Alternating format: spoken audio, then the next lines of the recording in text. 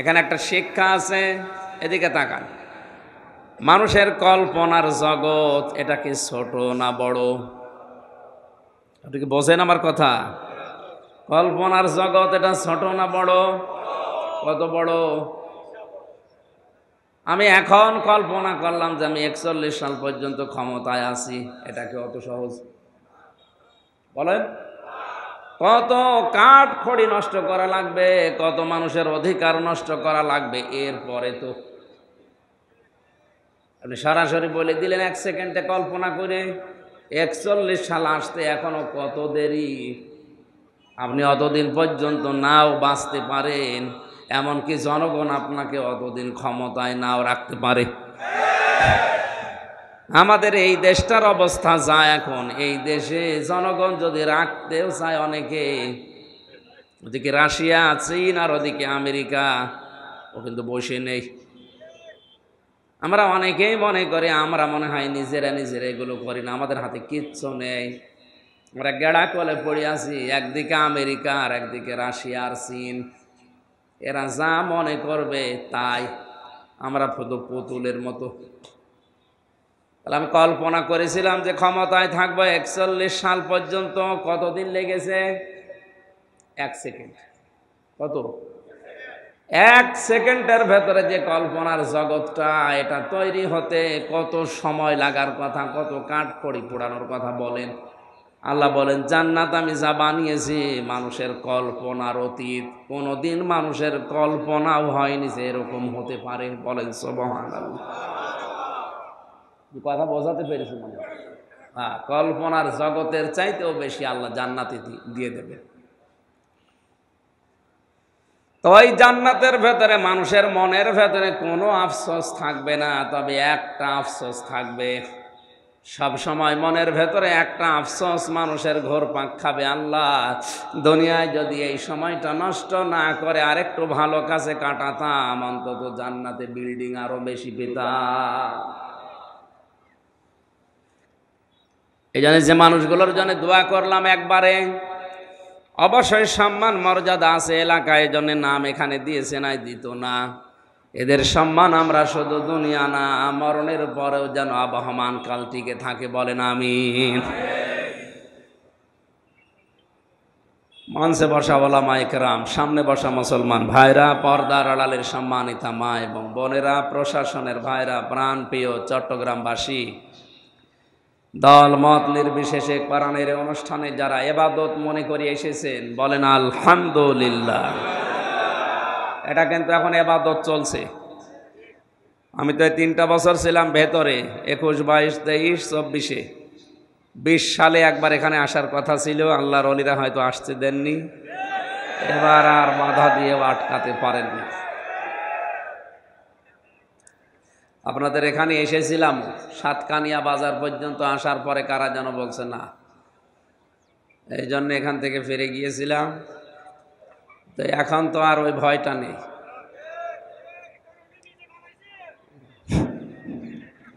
আপনাদের এই এলাকার ভাষা তো আমি বুঝি না, মানে গালি দিলেও অসুবিধা নেই। এক দেশের বলি আর এক দেশের গালি, আপনারা যে ভাষায় কথা বলেন, আমাদের এলাকায় এসব কথা শুনলে মনে করো গালি দিচ্ছে।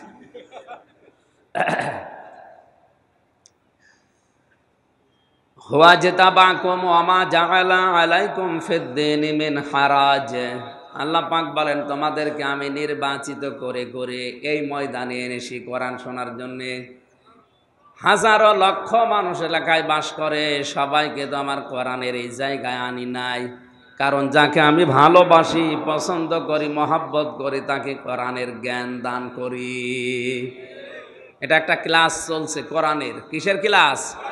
এখান থেকে অন্তত 45 মিনিট 1 ঘন্টার ভেতরে যা পাবো ক্লাস আকারে আমি কথা বলবো, আপনারা জবাব দেবেন বোঝার জন্য ছাত্রের মতো। যদি জবাব না দেন আমি মনে করবো আমি কবরস্থানে আছি। জানি বোঝার পরে জবাব দেবেন, আবার না বুঝে জবাব দিয়েন না। এক লোকের ছেলে পরীক্ষায় A+ পেয়েছে, দোকানে চা খাচ্ছিল, একজন এসে বলছে চাচা আপনার ছেলে A+ পেয়েছে। বলছে ইন্না লিল্লাহি ওয়া ইন্না ইলাইহি রাজিউন। কি বললেন? না, মানে একটা গল্প মনে পড়ছে। শিক্ষক ক্লাসে ঢোকার পরে ছাত্রকে জিজ্ঞাসা করছে,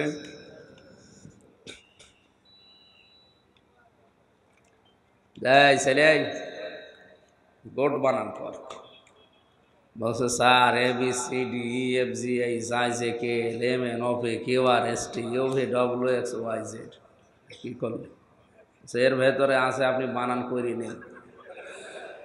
তো একেবারে সব বলে দিলাম, আপনারা দোয়া করে দিন একবারে, ওয়ারাফা'না লাকা যিকরা। অনেকগুলো মানুষের নাম তো, একটু জোরে বলেন আমিন। এনাদের মর্যাদার সম্মান শুধু আমরা দুনিয়া না আখেরাতেও চাই নাকি? ফামান যুহজিহা আনিন নার ওয়া উদখিলাল জান্নাতা ফাকাদ ফাজ। আল্লাহ তাআলা বলেন, ওই লোকটার জীবন তো সফল যাকে ৪১ সাল পর্যন্ত ক্ষমতায় বসিয়েছি। অবশ্য ঠিক, ৪১ সাল কেন, কিয়ামত পর্যন্ত কেউ যদি ক্ষমতায় থাকে আর যদি মরণের পরে জাহান্নামী হয়, ওরে এই ৪১ সাল না, কিয়ামত পর্যন্ত পুরা জীবনই ব্যর্থ। আমার কথার ওজন টের পাচ্ছেন? হ্যাঁ, ফামান যুহজিহা আনিন নার ওয়া উদখিলাল জান্নাতা ফাকাদ ফাজ। যাকে আল্লাহ জাহান্নামের আগুন থেকে মুক্ত করে জান্নাতি বলে ঘোষণা দিয়ে দিয়েছে, এই লোকটার জীবন সফল। আজ অনেকেই বিভিন্ন সময় খেলার কথা বলে যে খেলা হবে, অথচ ফাইনাল খেলা এ শব্দটা কোরআনে আল্লাহ দিয়েছে। তাগাবুন মানে শেষ খেলা। তাগাবুন মানে কি? ফাইনাল খেলা। ইয়াউমা ইয়াজমাউকুম লিয়াউমিল জামি'i যালিকা ইয়াউমুত তাগাবুন। যেদিন মানুষ একত্রিত হবে, জমা হবে হাসরের ময়দানে, ওই দিন হবে মানুষের জীবনের ফাইনাল খেলা। আর এখন যেটা চলছে, আমাল হায়াতুদ দুনিয়া ইল্লা মাতাউল গুরুর। সূরা আলে ইমরানের ১৮৫ নম্বর আয়াতের শেষের দিকে আছে, আল্লাহ পাক বলেন, দুনিয়ার জীবনটা খেলাধুলা, রং তামাশা, এটা ছাড়া আর কিচ্ছু না, ধোঁকাবাজি। এটা আপনি একটু বাস্তবতার দিকে তাকিয়ে ভাবেন তো, এসেছিলেন ন্যাংটা অবস্থায়, একটা পোশাকও আমার শরীরে ছিল না, সম্পদ বলতেও আমার দুনিয়ায় কিছুই ছিল না। ৫০, ৬০, ৭০, ৮০, ৯০, ১০০ বছর পরে আবার হয়তো ওইভাবেই চলে যাওয়া লাগবে, খালি গায়ে খালি পায়, একটা স্যান্ডেলও নেওয়া যাবে না। মাঝখানে যে সময় গেল, এটা কিছু সময় আনন্দ ফুর্তি করেই শেষ। অথচ নবীজি জানিয়েছেন, আর দুনিয়া মাজরাতুল আখিরাহ, দুনিয়া হচ্ছে আখিরাতের শস্য ক্ষেত, এখান থেকে যেটা তৈরি করবেন আপনাকে ওইটাই দেওয়া হবে। অনেক মানুষ মনে করে জান্নাত আমার জন্য বানানো আছে। না, পৃথিবীতে আপনি যা করবেন ওইটা দিয়ে একটু আপনার জান্নাত অথবা জাহান্নাম তৈরি হবে। জান্নাত জাহান্নাম তৈরি হয়ে আছে, ওর ভেতরে এখন আপনার কর্ম অনুযায়ী জিনিসপত্র বানানো হবে। বিশ্বনবী হযরত ইব্রাহিম আলাইহিস সালামের সাথে মেরাজে দেখা হয়েছিলেন। ডাক দিয়ে বলে, সন্তান আমার, দুনিয়াতে যাবার পরে উম্মতদেরকে বলবা তারা যেন আখিরাতের ঘর তৈরি করে। নবীজি তাকিয়ে দেখলেন কিছু ফেরেশতারা ২ তলা বিল্ডিং তুলে আর ইট গাঁথে না, বসে আছে। কেউ সুন্দর একটা ভবন তৈরি করেছে, অর্ধেক ছাদ দেয়নি, এই যে এরকম মনে করেন চারিদিকে দেওয়াল দেওয়া হয়নি, দাঁড়িয়ে আছে ফেরেশতারা।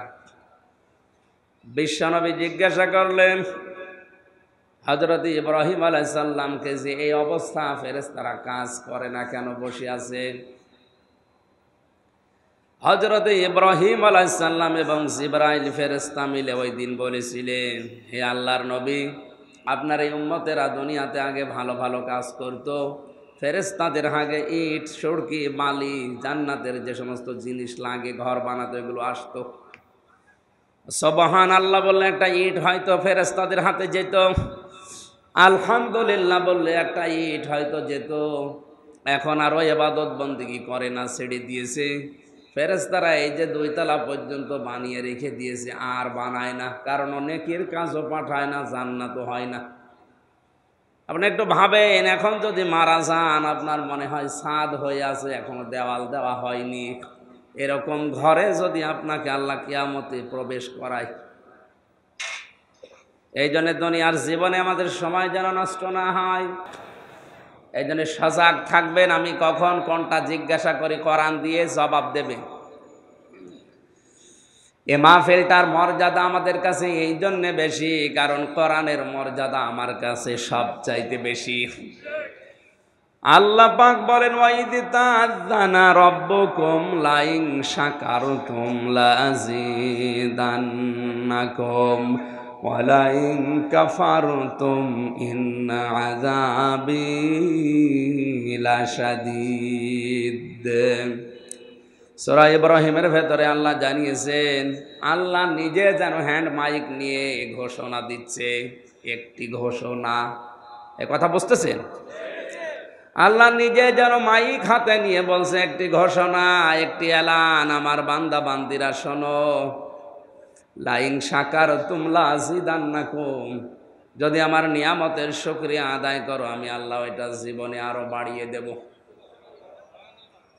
পৃথিবীর যত নিয়ামত আছে, আল্লাহর ভাষায় শ্রেষ্ঠ নিয়ামতের নাম কোরআনে কারীম। আমরা এটা মানি কিনা? হ্যাঁ মানেন।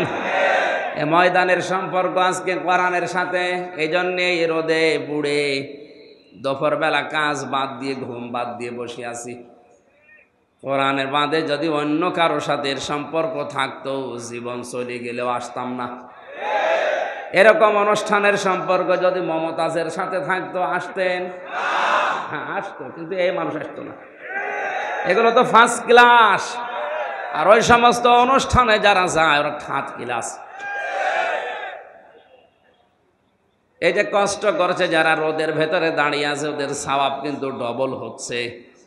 কারণ আমরা হাদিস জানি, কোরআন পড়তে গেলে যদি বেঁধে বেঁধে যায় তাহলে ডবল সওয়াব হয়। আমরা আরামে বসে আছি, ওরা রোদের ভেতরে দাঁড়িয়ে বসে আছে।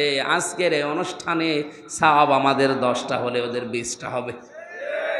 এই জন্য যারা কষ্ট পাচ্ছেন, আপনার জীবনে নেকির কাজ বাড়ছে। আমি কথা বলছিলাম শ্রেষ্ঠ নিয়ামত হিসাবে যেহেতু কোরআনকে আমরা মানি, এই জন্য দুনিয়ায় আমাদের যত সময় আছে, যত সম্পদ আছে, যদি কোরআনের জন্য ব্যয় করে যেতে পারি, মরণের পরে ওই সময়ের ওই সম্পদের হিসাব দেওয়া লাগবে না। আমি কথা বোঝাতে পেরেছি? নবীজি বলেন, দুনিয়াতে যদি আল্লাহর কোরআনের জন্য কেউ সময় ব্যয় করে, সম্পদ ব্যয় করে, যতটুকু ব্যয় হবে ওইটার হিসাব কিয়ামতে আল্লাহ নেবে না। জবাব যে কি জিনিস আমরা অনেকে জানি না, এই জন্য আমাদের ভেতরে কোনো সেন্স নেই। খলিফাতুল মুসলিমিন হযরত ওমর ইন্তেকালের 12 বছর পরে তিনি আসছিলেন সাদা কাপড় পরে। তার সন্তান আব্দুল্লাহর সাথে স্বপ্নে দেখা, ডাক দিয়ে বলে, আব্বা কোথায় ছিলেন আপনি? কতদিন আপনাকে দেখি না। হযরত আব্দুল্লাহ বলেন, বাবা কোথা থেকে আসলেন? এত সুন্দর কাপড় পরে, চুল এখনো ভেজা আপনার। হযরত ওমর বলেছিলেন, আব্দুল্লাহ আজ 12টা বছর দুনিয়ার জীবন ছেড়েছি, মহান আল্লাহর দরবারে আমার জীবনের কৃতকর্মের হিসাব দিচ্ছিলাম। শেষ পর্যন্ত মহান আল্লাহ আমাকে মাফ করে দিয়েছে। আমি এখন জান্নাতের নহর থেকে গোসল করে জান্নাতের দিকে যাচ্ছি এই সাদা পোশাক পরে।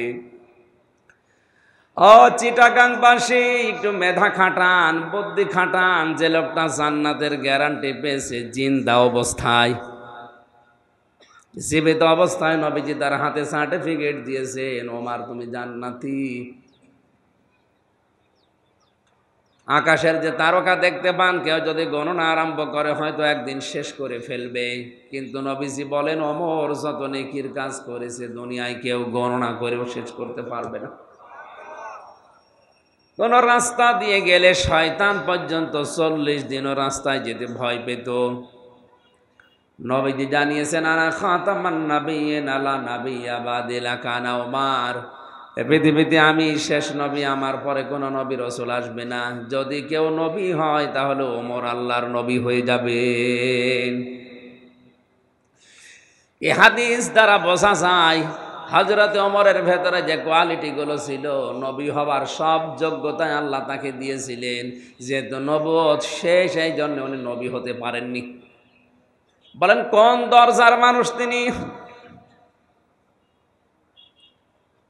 এত বড় পাওয়ারফুল মানুষও যদি এই অবস্থায় থাকে যে 12টা বছর হিসাব দেওয়ার পরে আল্লাহ তাকে নিজ গুণে মাফ করে দিয়েছে, তাহলে আমাদের হিসাব দিতে কত বছর লাগবে আপনি বলেন? আমাদের পেছনের জীবনে তো এরকম কোনো কিছুই নেই, অথচ তার যে শাসনকাল, তামাম দুনিয়া অবাক হয়ে দেখে হযরত ওমরের শাসন ব্যবস্থা।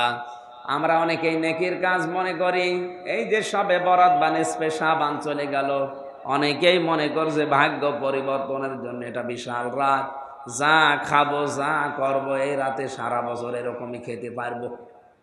নেকির কাজটা কি বাস্তবে আমরা তাও বুঝি না। কোরআন ওনারাও পড়েছিল, ইন্নাল্লাযীনা আমানু ওয়া আমিলুস সালিহাত। পৃথিবীতে যারা ঈমান আনে আর ঈমানের দাবি অনুযায়ী যারা ভালো ভালো কাজ করে, আমলে সালেহ করে, কানাত লাহুম জান্নাতুল ফিরদাউসি নুজুলা, তাদের আপ্যায়নের জন্য মহান আল্লাহ জান্নাতুল ফিরদাউস রেডি করে রেখেছেন। এই আয়াতটা আমরা এখন বাস্তবে যারা এখানে আলেম আছে, যারা জ্ঞানী মানুষ আছে, আমরা যেভাবে বুঝি ওনারা ওইভাবে বোঝেন নাই। ওনারা বুঝেছেন কি করে একটু খেয়াল করেন।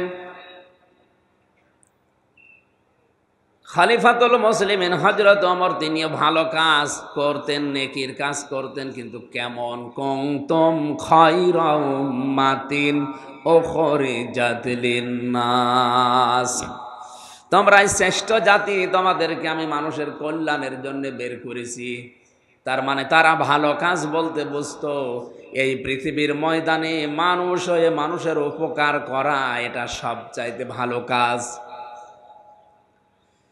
এই নিসফে শাবানে ভাগ্য পরিবর্তনের রজনীতে, মুক্তির রজনীতে শবে বরাত নামে যেটা পালন করেছে চট্টগ্রামবাসী, যদি এভাবে পালন করতেন যে আজকের এই রাতে আমি সিদ্ধান্ত নিলাম, আমার টাকা পয়সা আছে, আমার প্রভাব আছে, আমার ক্ষমতা আছে, আমি এইগুলো খাটিয়ে 50টা মানুষের কর্মসংস্থান তৈরি করে দেব।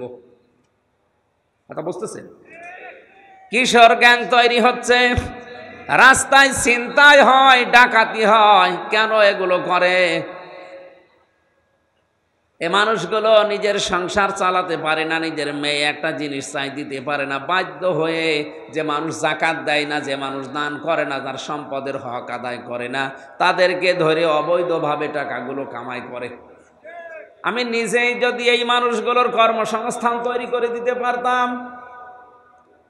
প্রধানমন্ত্রী শেখ হাসিনা যেটা করেছিল, একটি বাড়ি একটি খামার, এই প্রকল্পের মাধ্যমে লক্ষ লক্ষ মানুষের মাথা গোছার ঠাঁই হয়েছে, একটা কর্মজীবন তৈরি হয়েছে। কথা বলে না কেন? কাজটা তো ভালো, আমারই কাঠিং হয়েছে সেটা আমরাও জানি। যদি 1 কোটি টাকা বাজেট হয়, সেখানে 50 লাখ টাকা উপর থেকে নিচ পর্যন্ত আসতে ফেরেশতারা খেয়ে ফেলে। এমনকি বঙ্গবন্ধুর জীবনী আমি জেলখানায় বসে বসে পড়ছিলাম, ওখানে তো ওনার জীবনী বেশি পাওয়া যায়। ধানমন্ডির 32 নম্বরে গোপালগঞ্জ থেকে এক লোক গেছে কিছু শাকসবজি নিয়ে, কিছু আলু পটল এগুলো নিয়ে, যে বলছে দারোয়ান আমি নেতার সাথে দেখা করব। বলে না, এখানে দেখা করা যাবে না, ফসলাদি আমি নিজে ওনাকে খাওয়াবো। বলেন ওনার গ্রাম থেকে এসেছে এই নামের একটা লোক। দারোয়ান ওপরে খবর দিয়েছে, উনি বলছে ঠিক আছে আসতে বলেন। ওনাকে আসার পরে কথাবার্তারা বলে বিদায় করে দিয়েছে। বিদায় করার পরে যখন চিন্তা করছে, কই আমি যে ওনারে নিজের হাতে খাওয়াবো বলে নিয়ে আসলাম, এটা তো হলো না। দারোয়ানকে বলছে ভাই আমার আর একবার একটু সুযোগ দেন যাওয়ার। উনি এবার গেছে যখন মুখে খাবার তুলে দিয়েছে খুশি হয়ে বঙ্গবন্ধু আমি এইভাবেই পড়েছি এই জন্য এভাবে বলছি। শেষ পর্যন্ত ওনারে টাকা দিয়েছে, দারোয়ানকে বলছে ওনারে 20টা টাকা দিয়ে দাও। 20 টাকা নেওয়ার পরে নিচে এসেছে, এসে ওই লোকটাকে বলছে ভাই 10 টাকা নেন, বঙ্গবন্ধু আপনাকে দিয়েছে। বলছে না, আমি তো টাকা নেওয়ার জন্য আসি না, আমি ওনাকে ভালোবাসি, আমার গ্রামের লোক, এই জন্যে টাকা আমি নেব না, চলেন দেখি কেমন টাকা দিয়েছে। ওপরে যে বলছে স্যার আপনি আমার টাকা দিয়েছেন কেন, আমি তো টাকা নেওয়ার জন্য আসি নাই, নেন আপনার টাকা ফেরত নেন। বঙ্গবন্ধু বলে কি বললেন, আমি যে আপনাকে 20 টাকা দিলাম। আপনার দারোয়ান তোমার 10 টাকা দিয়েছে। অনেক আফসোস করে ওই দিন বলেছিল আল্লাহ যেই দেশে 2 তলা থেকে নিচতলায় নামতে 20 টাকা 10 টাকা হয়ে যায়, এ দেশে আমি ডিজিটাল বানাবো কি করে, এদেশে আমি সোনার বাংলা বানাবো কি করে, বাইরে থেকে জানিয়ে আসি সে চিন্তা ভিক্ষা করে চোরের দল সব সিটি খেয়ে ফেলে। প্রকল্প যেটা বানিয়েছেন প্রধানমন্ত্রীর দোষ নেই, উনি তো ভালো উদ্দেশ্যে বানিয়েছিলেন, কিন্তু দোষ তাদের যারা এই জায়গায় মারিং কাটিং করেছে। না করলে আরো ভালোভাবে প্রকল্পটা চালু হতো, বহু টাকা বাজেট হয়েছে। এমন এমন জায়গায় প্রকল্প দেখেছি উদ্বোধনের আগেই ভেঙে পড়ে গেছে, রড দেওয়ার কথা বাঁশ দিয়েছে, কি হবে এটা? হযরত ওমরও বুঝেছিলেন ভালো কাজটা। তাহলে সবে বরাতে আপনার এই সুবহানাল্লাহ সুবহানাল্লাহ পড়েন, আমি নিষেধ করছি না, কোরআন শরীফ তেলাওয়াত করেন, কুনতুম খায়রা উম্মাতিন নিষেধ করি না, করেন। পাশাপাশি যদি এই শিক্ষাটা নিতে পারতেন যে আমি এলাকায় যারা বেকার আছে তাদের 50 জনের কর্মসংস্থান তৈরি করে দেব, আমার টাকা ব্যাংকে ছাতা পড়ে যায়, টাকা নেওয়ার মতো আমার অন্তত হিসাবের মতো কেউ নেই, আমি জয়িত্র দিয়ে টাকা দিয়ে একটা ওয়ার্কশপ তৈরি করে দিয়ে একটা ফ্যাক্টরি বানাই, 50 থেকে 100 জন মানুষ যদি এলাকারও কাজ করে তাদেরও কর্মসংস্থান হবে, আমার টাকায় টাকা বাড়বে। আল্লাহর কসমে সবে বরাতে নেসফে শাবানে আল্লাহর আরশ আপনার উপরে খুশি হয়ে যেত। এটা যে ইসলাম আমরা অনেকে জানি না, অথচ সারা জীবন এখানে পড়ছে কুনতুম খায়রা উম্মাতিন উখরিজাত লিন-নাস, তাদেরকে আমি বের করেছি উম্মতের কল্যাণের জন্য, জাতির কল্যাণের জন্য। কি কল্যাণ আপনি করছেন বলেন তো? মানুষ হয়ে যদি মানুষের উপকার করা না যায়, আল্লাহর দৃষ্টিতে ওটা মানুষ না, ও আর জানোয়ার সমান। হযরত ওমর কোরআন বুঝেছিলেন, গভীর রজনীতে তিনি বের হয়ে গেলেন, এক বাড়ির সামনে দিয়ে যাবার সময় দেখলেন আওয়াজ আসতেছে মেয়ে লোকের কান্নার। চিন্তা করলেন ভেতরে কোনো ধর্ষণ হচ্ছে নাকি। দেখলেন বাড়ির ভেতর থেকে একটা লোক বের হয়, আবার প্রবেশ করে, আবার আসে, আবার যায়। খপ করে হাত চেপে ধরলেন, এই বেটাকে বারবার বাড়ির ভেতরে প্রবেশ করো আর বের হও, মেয়েদের কান্নার আওয়াজ পাওয়া যাচ্ছে, কি করেছো বলো। লোকটা বলে পথিক আপনি কে? আমি তো এই বাড়ির মালিক। হযরত ওমর বলে মালিক তে মেয়েদের কান্নার আওয়াজ আসে ভেতর থেকে কোন কারণে? লোকটা বলে ওটা আমার স্ত্রী, আমি এমন একটা বিপদে আছি, বলতেও পারি না সইতেও পারি না। হযরত ওমর বললেন কি বিপদে আছে বলো দেখি। বলে তোমারে বলে করবো কি, আমার স্ত্রী সন্তান সম্ভবা, এ বিষয়ে আমি একেবারে অনভিজ্ঞ, আর আমার বাড়িতে কোনো ধাত্রীও নেই, নার্স নেই, কেউ নেই সেবা করার মতো, এ বিষয়ে আমি জানিও না, আমি কি করবো। ওর কান্না দেখে আমি পাগল হয়ে গেছি, এই জন্যই তো অস্থির হয়ে বারবার যাওয়া আসা করছিলাম। হযরত ওমর বলে ভাই আপনি দাঁড়ান দেখি কাউকে পাওয়া যায় কিনা। এক দৌড়ে বাড়িতে গেলেন, স্ত্রীকে ডাক দিয়ে বলে আব্দুল্লাহর মা, আল্লাহ জান্নাত বিক্রি করছে, যদি কিনতে চাও তাড়াতাড়ি চলো,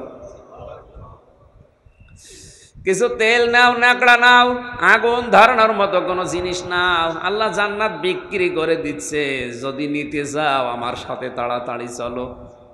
তারা জান্নাত মনে করেছিল এই জায়গাগুলোতে, আর আমরা জান্নাত মনে করছি মসজিদের টাইলস লাগিয়ে দিতে।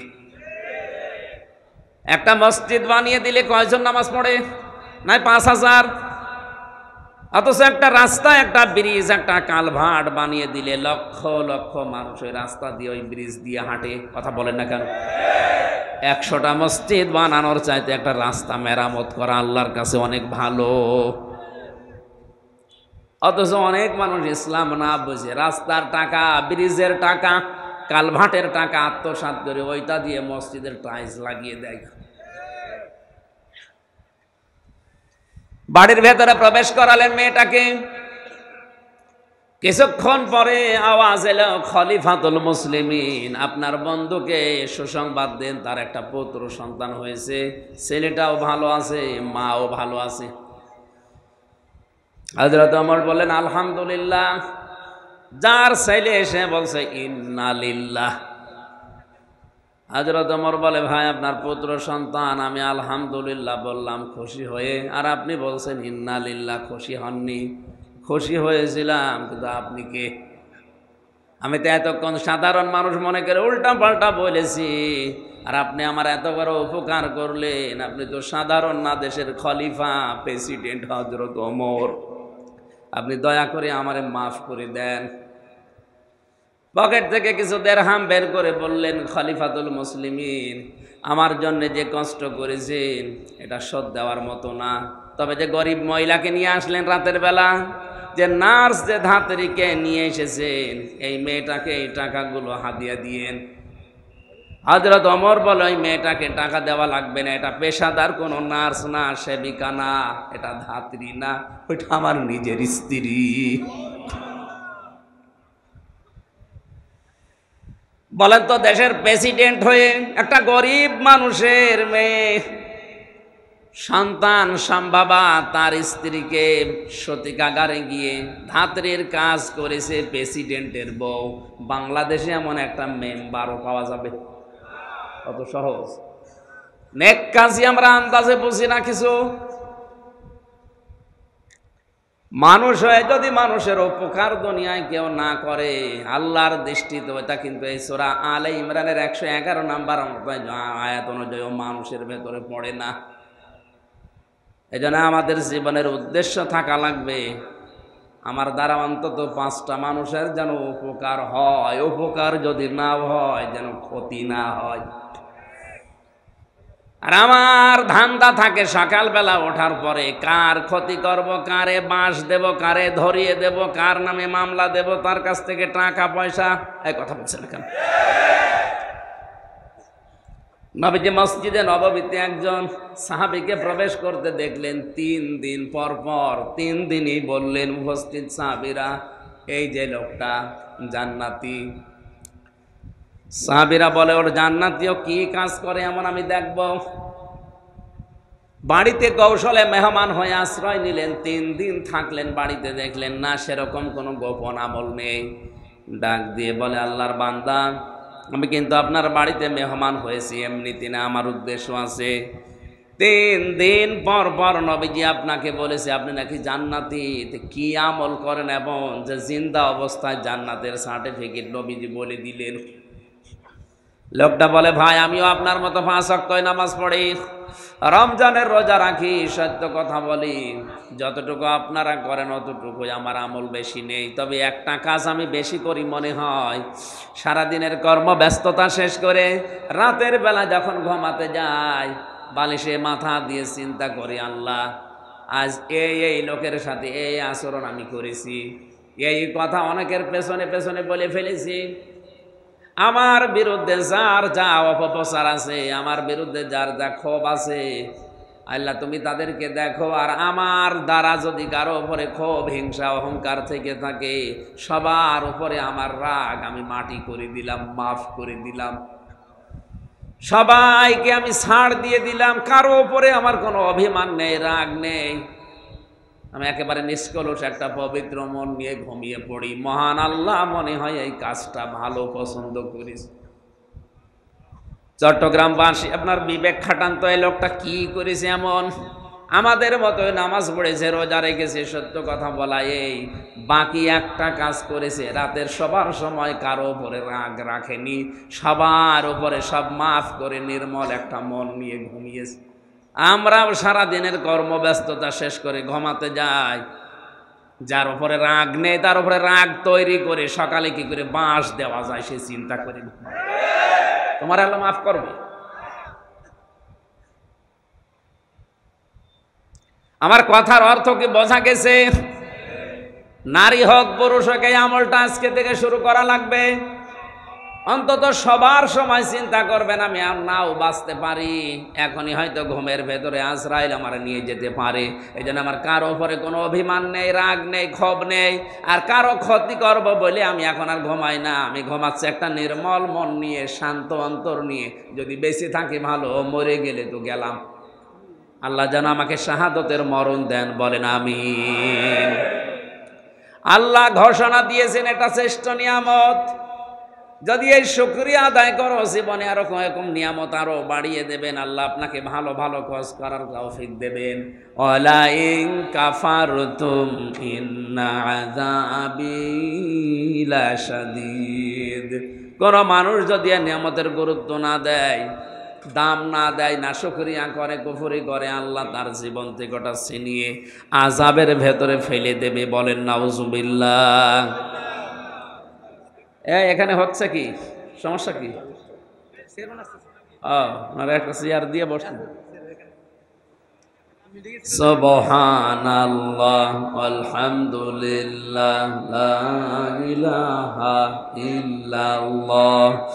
সুবহানাল্লাহ আলহামদুলিল্লাহ লা ইলাহা ইল্লাল্লাহ মুহাম্মাদুর রাসূলুল্লাহ সাল্লাল্লাহু আলাইহি ওয়াসাল্লাম। দরুদার সালাম নবীজির উপরে পাঠ করে আজকের তেলাওয়াতকৃত আয়াত ছিল সূরা ফাতিহা 28 নাম্বার আয়াত। একটা মাত্র আয়াত পড়েছি, দেখি এই আয়াতের ভেতরে কি আছে, আমরা একটু তাফসীর আকারে কথা বলার চেষ্টা করি। সূরা ফাতিহা মানে বিজয়, ফাতাহা মানে কি? এ পৃথিবীতে বিজয় আসার কথা মুসলমানদের। ওয়ালা তাহিনু ওয়ালা তাহসানু ওয়া আনতুমুল আ'লাউনা ইন কুনতুম মুমিনিন। ভালো করেন। সারা জীবন আয়াতটা শুনেছি, কিন্তু আমি এখনো পর্যন্ত বুঝছিলাম না। কয়েকদিন আগে আয়াতটা আমার কাছে ক্লিয়ার হয়েছে। আল্লাহ বলেন কোনো চিন্তা নেই, কোনো ভয় নেই, তোমাদের জীবনে বিজয় আসবেই যদি মুমিন হতে পারো। তাহলে আয়াত থেকে প্রমাণ হয় বিজয় দেওয়ার মালিক কে? মুমিন হওয়ার মালিক কে? বলছে আল্লাহ। আল্লাহ মুমিন হবে? আল্লাহ তো মুমিন আছে। আল্লাহর যে 99টা নাম আমরা অনেকে বলি, আল্লাহর নাম 5000। কত? এর ভেতরে অন্যতম নাম হচ্ছে মুমিন। মুমিন কার নাম? এক কথা বলে না কেন? আর আমরা হচ্ছে আব্দুল মুমিন, মুমিনের বান্দা। আল্লাহ তো মুমিন আছে, আল্লাহ আবার মুমিন হবে কেন? মুমিন হওয়া লাগবে কাদের? আমাদের। বলেন কাদের? আর বিজয় দেওয়ার মালিক আল্লাহ। তাহলে আয়াত দ্বারা বোঝা যায় আমরা এখনো মুমিন হতে পারিনি, এই জন্য আল্লাহ বিজয়ও আমাদের দেয় না। এই কথা বলেন না কেন? নাকি আল্লাহর দোষ? বিজয় দেওয়ার ক্ষমতা এখন এই 1400 বছর উনি হারিয়ে ফেলেছে, এখন আর নেই নাকি? আমি এই যে ভাইকে 200 টাকা দিয়ে বললাম মাছ নিয়ে আসেন, উনি বাজারে গিয়ে মাছ নিয়েছে। তো মাথা একটু খারাপ আছে, কারণ মাছ নিয়েছে পচা মাছ। কি মাছ বলেন?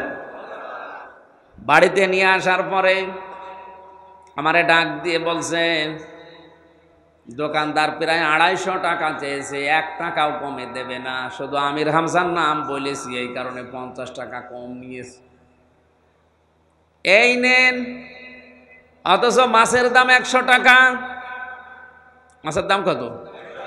100 টাকা। আর 100 টাকা হাওয়া। আমারে যা বুঝিয়েছে আমি তাই বুঝলাম মনে করেন। আর একজনকে টাকা দিয়েছি 200, ও মাছ নিয়েছে 200 টাকায়, কিন্তু মাছটা একেবারেই পচা আর একেবারে নষ্ট, হাতে নেওয়া যাচ্ছে না। উনিও নিয়েছিলেন, কিন্তু অর্ধেক ভালো অর্ধেক পচা। এ লোকটা টাকা নষ্ট করে নাই, পুরো টাকায় দোকানদারকে দিয়েছে, কিন্তু মাছটা একেবারেই খারাপ, একেবারেই পচা। বলেন তো এই দুইজনের ভেতরে ভালো কোনটা? না, যে লোকটা 100 টাকা আত্মসাৎ করেছে আর 100 টাকা দিয়ে মাছ নিয়েছে, যদিও মাছটা অর্ধেক ভালো আছে, তারপরেও তো অর্ধেক পয়সা ফেলে দিয়ে খাওয়া যাবে। আর যার কাছে 200 টাকা দিলাম, দোকানদারকে 200 দিয়েছে, টাকা আত্মসাৎ করেনি, কিন্তু পুরাটাই পানিতে ফেলে দেওয়া লাগছে। আমরা এখন ওইভাবে যোগ্যতা অর্জন করতে পারি না আল্লাহর কোরআনের ধাঁচ অনুযায়ী।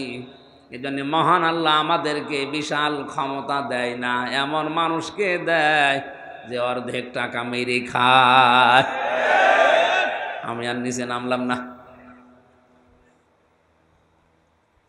দোষ এখন আল্লাহর না, বিজয় উনি দিতে পারেন, কিন্তু শর্ত হচ্ছে ইন কুনতুম মুমিনিন, আমাদের মুমিন হওয়া লাগবে। আজ বাংলাদেশে কয়েকটা জরিপ বেরিয়েছিল জানুয়ারি মাসে, আপনারা পেয়েছেন কিনা জানি না। এদেশে 100 জনের 15 জন মাত্র বিশ্ব নবীকে একমাত্র আদর্শ মানে, আর 85 জন নবীকে বাদ দিয়ে অন্য কাউকে টানা নানায় চলছে। আপনি জরিপটা যদি সত্য হয় বলেন তো, মহাব্বত দেখাতে দেখাতে যদি বলা হয় নবীর মহাব্বতে হাত তোলেন, অনেকে ঠ্যাং তুলে ফেলে। অথচ বাস্তবতায় যে নবীকে আদর্শ হিসাবে মানে না, ওর আদর্শ হয়ে দাঁড়িয়েছে আবু জেহেল মার্কালো। এই জন্যে আল্লাহ আমাদের হাতে এগুলো দিতে চান না, কারণ জানে যে এরে যদি দেওয়া হয়, এ 200 টাকা দিয়েছে, 200 টাকায় পানিতে ফেলা লাগবে। আর অন্তত এখনো যাদের কাছে আছে, এ 50 টাকার কাজ করলেও 50 টাকা মেরে খাক, তাও তো কাজ হচ্ছে। ফাতাহা মানে বিজয়, এটা আল্লাহর হাতে, পৃথিবীর কারো হাতে বিজয় নেই, এটা আল্লাহ কারো হাতেও দেননি। মুমিন হতে পারলে আল্লাহ বিজয় অবশ্যই আমাদেরকে দেবেন। বিজয় নামে যে সূরাটা আমরা বলি সূরা নাসর, এটা অনেকেই আমার মনে হয় এখানে যারা আছে শুধু আলেমরা বাদ দিয়ে 100 জনের নারী পুরুষ মিলে 95 জন ভুল করবে। নুন সাদ র নাসর, নাসর মানে সাহায্য, এখানে সোয়াদ মুখ দল করে উচ্চারণ করা লাগবে। সোয়াদকে সিন দিয়ে বললে অর্থটা আকাশ পাতাল পাল্টিয়ে যাচ্ছে। যেখানে সাহায্য হবে সেখানে হচ্ছে ঈগল পাখি বা শকুন। আপনি যেন বলতে চাচ্ছেন যখন আল্লাহর সাহায্য আসবে তখন আপনি বিজয় দেখতে পাবেন। সিস্টেম অপর পৃষ্ঠায় আপনি বলছেন যখন শকুন আসবে তখন বিজয় পাবেন। একটা কথা হলো যেন বিজয় নামে যে সূরাটা আছে সূরা নাসরটা আশা করছে আপনারা ঠিক করে নেবেন। এখানে সোয়াদ মুগল করে বলবেন ইযা জাআ নাসরুল্লাহি ওয়াল ফাত ওয়া রাআইতান নাসা ইয়াদখুলুনা ফি দীনিল্লাহি আফওয়াজা ফাসাব্বিহ বিহামদি রাব্বিকা ওয়াস্তাগফির ইন্নাহু কানা তাওয়াবা। ওই সূরা ফাতাহ থেকে বিজয় থেকে 28 নম্বর আয়াতটা আমরা পড়েছি। আয়াতের সামারাইজ মূল বিষয় হচ্ছে আল্লাহ পাক যে ধর্ম, যে ইসলাম, যে দিন দুনিয়ায় পাঠিয়েছেন এটা তিনি বিজয় করবেনই। যত দিন আছে দুনিয়াতে, যত নবীকে আল্লাহ পাঠিয়েছেন, একটাই দায়িত্ব ছিল তাদের। ভালো করে খেয়াল করেন, পৃথিবীতে যত নবী এসেছে, যত রসুল এসেছে, এদের ভেতরে হয়তো শরীয়তের বিভিন্ন মাসলা মাসাইল নিয়ে, বিভিন্ন বিধান নিয়ে মত পার্থক্য ছিল, কিন্তু এই বিধানটা নিয়ে দুনিয়ায় কোনো নবী কোনো রসুলের ভেতরে মত পার্থক্য হয়নি। আমি আবার বলছি, হয়তো কোন নবীজির জামানায় নামাজ ছিল না, কোন নবীজির জামানায় যাকাত ছিল না, কোন নবীর জামানায় হয়তো হজ ছিল না। এভাবে ছিল বিভিন্ন জামানায় বিভিন্ন মাসলা মাসাইল নিয়ে, কিন্তু প্রতিটা জীবনে নবীদের এই কাজ ছিল আনাকিমুদ্দিন ওয়ালা তাতাফাররাকু ফি, যে দিন কায়েম করা লাগবে জমিনে আল্লাহর, জমিনে আল্লাহর দিন কায়েম হবে, বিষয় কোনো মত পার্থক্য কথা বুঝতেছেন? এটা কত বড় গুরুত্বপূর্ণ জিনিস আপনার জীবনে। আপনি অজুর ভেতরে মাসলা মাসাইল নিয়ে ঝামেলা থাকতে পারে, মত পার্থক্য থাকতে পারে, নামাজ, পর্দা, এরকম যত বিধান আছে মত পার্থক্য নবীদের ভেতরে শরীয়তে কম বেশি ছিল, কিন্তু এইটা নিয়ে কোনো কম বেশি নেই। প্রতিটি নবীকে আল্লাহ বড় বড় 4 জন নবীর নাম এখানে দিয়েছেন। শারা'a লাকুম মিনাদ-দীনি মা ওয়াসসা বিহি নূহা ওয়াল্লাযী আওহাইনা ইলাইকা ওয়া মা ওয়াসাইনা বিহি ইব্রাহিমা ওয়া মূসা ওয়া ঈসা আন আকিমুদ-দীন ওয়া লা তাতাফাররাকু ফীহি। পাওয়ারফুল 4 জন নবীর নাম নূহ, ইব্রাহিম, মূসা, ঈসা। এরপরে আল্লাহ পাক বলেন, হে নবী, আপনাকেও আমি ওহী পাঠালাম, আপনারও জীবনের মেন দায়িত্ব আনাকিমুদ্দিন, দিন কায়েম করা লাগবে। অথচ বাংলাদেশে আজ এইটা নিয়েই যত মত পার্থক্য। আমি আলেমদের দৃষ্টি আকর্ষণ করছি, এই ভিডিও ম্যান এদিকে তাকাও, এখন যে 2 মিনিট বলছি এইটা কাট করে কালকে ছেড়ে দেবেন। আমি এই যে কোরআন শরীফ সামনে নিয়ে বলছি, আলেমরা আজ স্টেজে ওঠার পরেই দেখছি বিভিন্ন সুন্নত, নফল, মুস্তাহাব, মোবা জিনিস নিয়ে কাদা ছড়াছড়ি করে আমাদের ভেতরে আরো গন্ডগোল বেঁধে যাচ্ছে বেশি। আরে ভাই, মত পার্থক্য থাকবেই, কিন্তু দল পার্থক্য করা হারাম, জায়েজ নেই। শুকুরের গোস্ত খাওয়া যেরকম হারাম, মায়ের সাথে জেনা করা যেরকম হারাম, মুসলমানদের ভেতরে দল বেদলে বিভক্ত হয়ে পার্থক্য করা, দল পার্থক্য করা এরকম হারাম। কথা বুঝতেছেন? হ্যাঁ, আপনার কোনো মাসলা মাসাইল নিয়ে মত পার্থক্য থাকতেই পারে, ইখতিলাফ থাকবে, কিয়ামত পর্যন্ত এটা থাকবে, কিন্তু ইফতিরাক থাকতে পারবে না। পার্থক্য করে আপনি আলাদা আলাদা হয়ে নতুন নতুন করে কাদা ছড়াছড়ি করবেন এর পেছনের পেছনে। এটা যারা করছেন বন্ধ করেন, এর দ্বারা মুসলমানদের কিন্তু ক্ষতি হয়ে যাচ্ছে। সব চাইতে আনন্দে আছে এই দেশের রাম আর বামরা। হ্যাঁ, যারা করছেন আমরা জানি, কিছু কিছু আলেমরা এদের কাছ থেকে গোপনে টাকা পয়সা খেয়ে বাস্তবতায় এই কাদা ছড়াছড়ি করে আমাদেরকে আজ দল বিদলে বিভক্ত করে দিয়ে ওদেরকে আপনি আনন্দ দিতে চান, হাসাতে চান। ওরা তো ওদের কাজ সিদ্ধি করে নিচ্ছে, স্বার্থ সিদ্ধি করছে, বাস্তবে আমাদের দ্বারা ইসলামের ক্ষতি হয়ে যাচ্ছে। এজন্য এটা বন্ধ করা লাগবে। দিন কায়েমের ব্যাপারে হ্যাঁ, আপনি পীর সাহেব, আপনি পীরের খানকা চালান, জিকির করান, ইবাদত শিখান, কোনো অসুবিধা নেই, কিন্তু আপনার জীবনের টার্গেট থাকা লাগবে কি করে ইসলাম এদেশে কায়েম হয়। এই কথা বলছেন, আপনি ইসলাম কায়েম করার জন্য এই কথা বলার চেষ্টা করেন। তাবলিগ জামাতে যারা আছেন তাবলিগ করেন, আমি নিষেধ করছি না, জীবন চিল্লায় চলে যান, কোনো অসুবিধা নেই, কিন্তু আপনার জীবনের একটাই টার্গেট থাকা লাগবে, বাংলাদেশে কি করে ইসলাম কায়েম হয়। যারা জামাত ইসলাম করছেন করেন, আপনার জীবনের টার্গেট থাকা লাগবে এই দেশে ইসলাম কি করে কায়েম হয়, কারণ এটা পৃথিবীর সব নবীদের মিশন এবং ভীষণ। ও আল্লাযী, তিনি সেই আল্লাহ, আরসালা রাসূলাহু বিল হুদা, যিনি তার রাসূলকে দ্বীনে হক দিয়ে, সত্যের বিধান দিয়ে দুনিয়ায় পাঠিয়েছেন। এখানে একটা শিক্ষা আছে। বাংলাদেশে আজ অনেকেই না বুঝে এই কথা মনে করে যে সব ধর্ম সমান। না, এটা হারাম। লাকুম দীনুকুম ওয়ালিয়া দীন, তোমাদের দিন তোমাদের, আমাদের দিন আমাদের, এই আয়াত দিয়ে দলিল দিচ্ছে যে সব ধর্ম সমান। না, এটা জায়েজ নেই। এই আয়াতের তাফসীর আপনি পড়েন, যত মুফাসসির আছে সবাই লিখেছে আল্লাহর কাছে একটাই ধর্ম, তার নাম ইসলাম। বাকি যা আছে একটাও আল্লাহর কাছে ধর্মই না। ধর্ম তো দূরের কথা, ধর্মই না। এই যে ইন্নাদ-দীনা ইনদাল্লাহিল ইসলাম, দিনের আগে আলিফ লাম আছে। কি আছে? চেয়ারম্যান সাহেব হয়তো আলেম না, উনি বুঝবে না। যারা আলেম জিজ্ঞাসা করেন, আলিফ লাম দেওয়া হয় 4 কারণে, নির্দিষ্ট করার জন্যে। এখন যদি চেয়ারম্যানকে বলি, আমি চেয়ারম্যান চলেন আমরা চট্টগ্রামে যাই, উনি যদি বলি একটাই রাস্তা আছে, তাহলে এই রাস্তার আগে, তরিকের আগে, সাবিলার আগে আলিফ লাম দেওয়া লাগবে, কারণ এটা ছাড়া আর চট্টগ্রাম যাওয়ার রাস্তা নেই।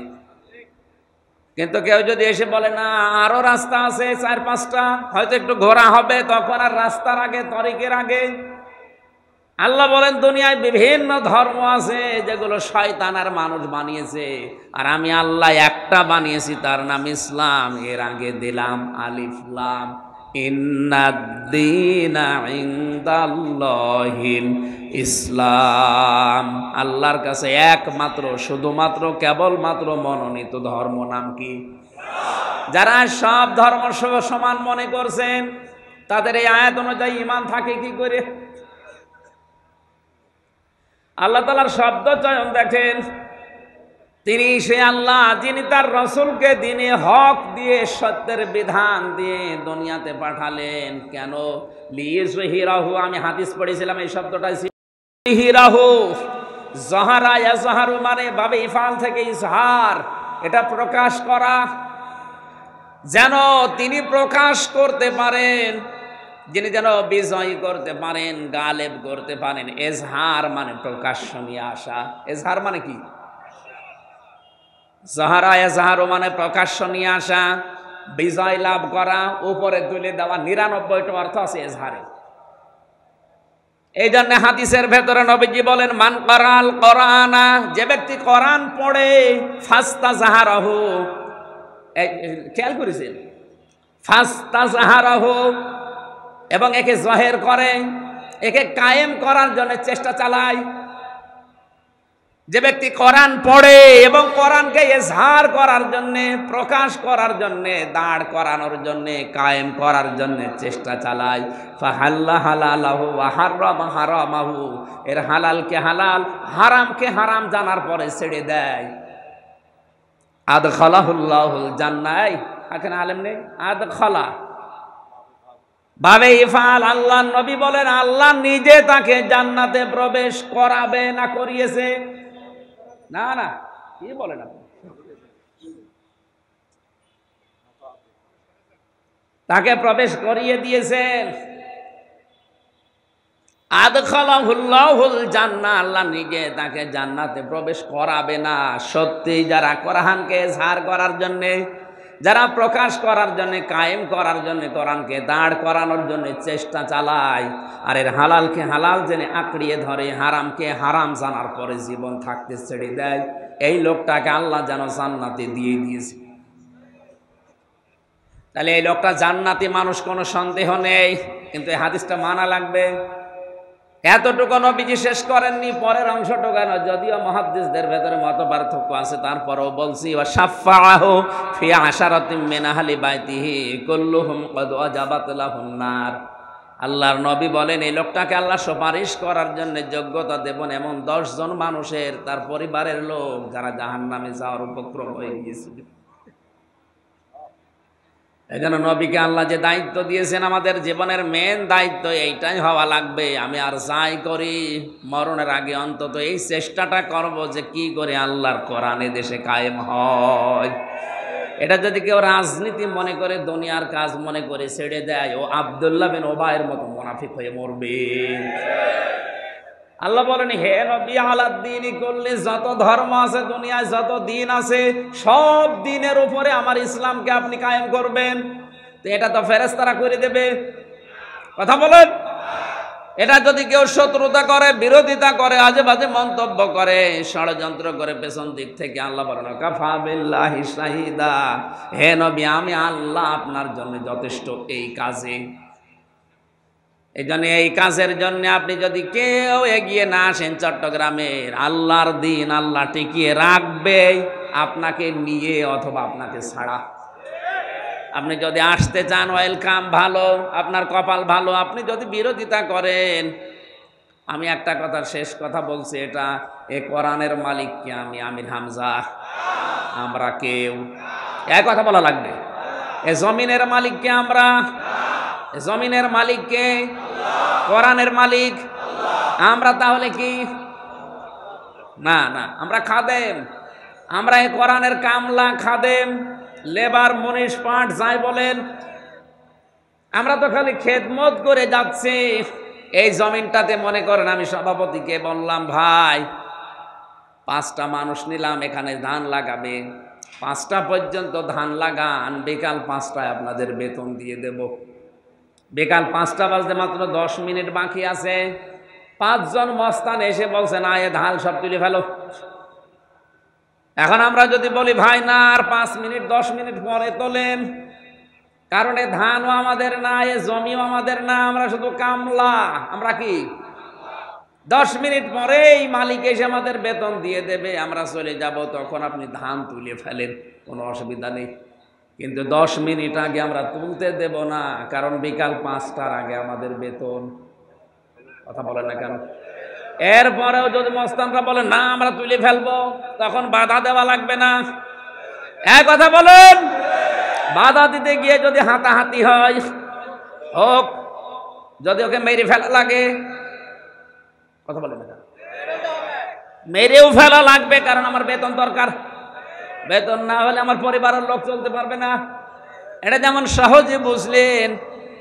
এখন মালিক এসে 10 মিনিটের ভেতরে মালিক এসে যদি দেখে না সব তুলে ফেলছে, ও মালিক মনে হয় কিছু বলবে না।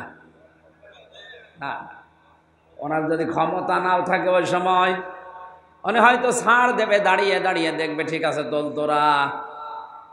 ক্ষমতা যদি ওনার থাকে গোপনে হয়তো এমন ধরা ধরবে বাপ বলার সময় দেবে না। আমরা যারা কামলা আছি জমিনের, আমরা তো বিকাল 5টা মানে জীবনের শেষ দিন, এটা যেহেতু আমাদের আসল টার্গেট, আমরা করেই যাব।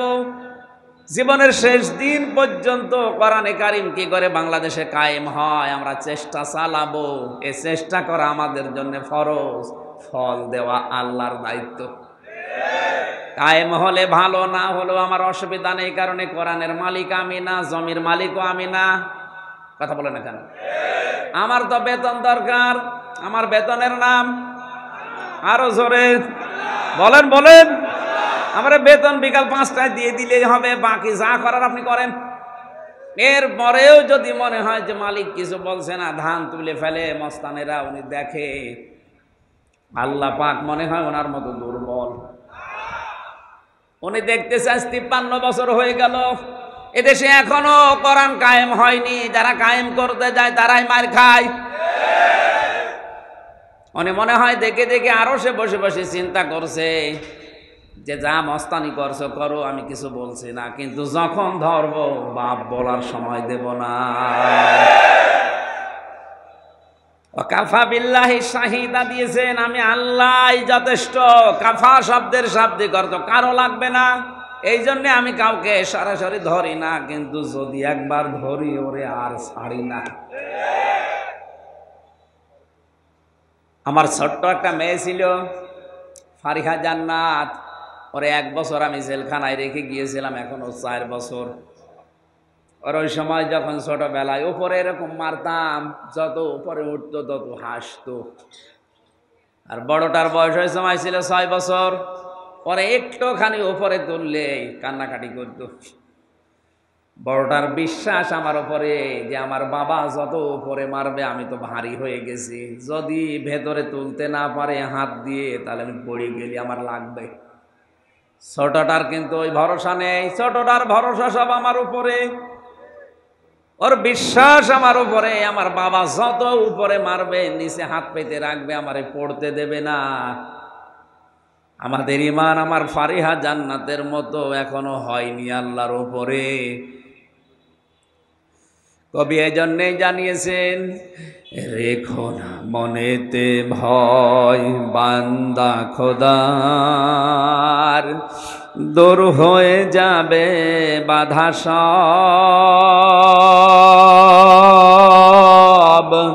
তোমার আমার এক মালিক আছেন, আছেন আমাদের রব, আছেন আমাদের রব। জোরে বলেন আমিন।